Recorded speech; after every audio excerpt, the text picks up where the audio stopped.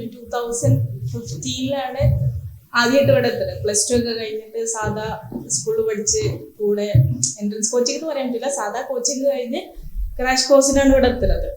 അത് കഴിഞ്ഞിട്ട് അന്ന് ഫസ്റ്റ് ചാൻസിൽ ഒരു 2000 കിട്ടി. അതുവരെ പ്ലാനൊന്നും ഉണ്ടായില്ല. MBBS എടുക്കണോ, എഞ്ചിനീയറിങ്ങിന് പോകണോ, ഐസർ ചെയ്യണോ, ഒരു പ്ലാൻ ഇല്ലാതെ ഇവിടെ വന്നതേ. പിന്നെ തോന്നി, അങ്ങനെ ആലോചിച്ചപ്പോൾ MBBS എടുക്കാം, 2000 കിട്ടിയില്ലേ, ഒന്നും കൂടെ ചെയ്യാം. അപ്പം ഫുൾ AFന്റെ സപ്പോർട്ട് ഉണ്ടായിരുന്നു. അപ്പൊ സാർ എന്നെ ഇവിടെ ഇരുന്ന് ഫുൾ സപ്പോർട്ടോട് കൂടി ഇവിടെ പഠിച്ചത്. എനിക്ക് ആദ്യം പറയാനുള്ള യൂണിവേഴ്സലിന്റെ ഒരു ഉപകാരം, ഒരു എന്താ പറയാ ബെനിഫിറ്റ് എന്താന്ന് വെച്ചാൽ, നമ്മളെല്ലാരെയും സാറിന് പേഴ്സണലി അറിയാം. നമ്മളെ കുറവുകളും എന്താ നമ്മളെ കഴിവുകളും എല്ലാം അറിയാം. അപ്പൊ സാർ അത് വെച്ചിട്ടാണ് നമ്മളെ എപ്പോഴും സംസാരിക്കുക, എപ്പോഴും നമ്മളിങ്ങനെ മോട്ടിവേറ്റ് ചെയ്തുകൊണ്ടിരിക്കും സാർ.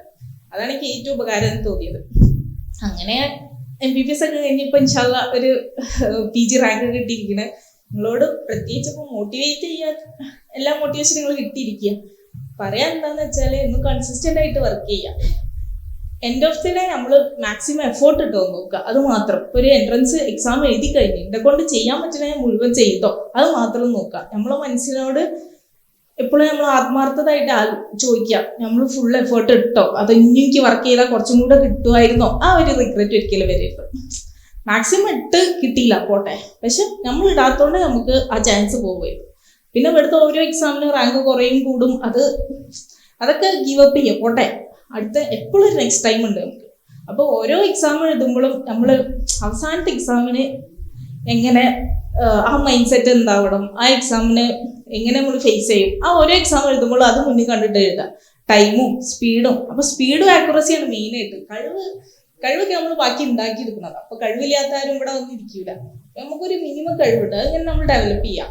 അപ്പോൾ കൂടെ ഉള്ളവർക്ക് നമ്മളെക്കാട്ടി കഴിവുണ്ടാവും, പക്ഷെ നമ്മളവിടെ എത്താൻ കുറച്ചും കൂടെ വർക്ക് ചെയ്യേണ്ടി വരും. അപ്പോൾ ഒരിക്കലും നമ്മൾ ടെൻഷൻ അടിച്ചിട്ട് കാര്യമില്ല.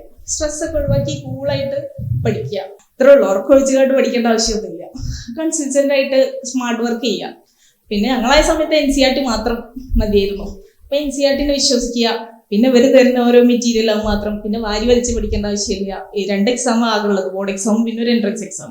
അപ്പം അത് മുന്നിൽ കണ്ടിട്ട് വർക്ക് ചെയ്യുക, പ്രീവിയസ് ഇയർ ചെയ്യുക. അപ്പം നമുക്കൊരു പാറ്റേൺ വരും.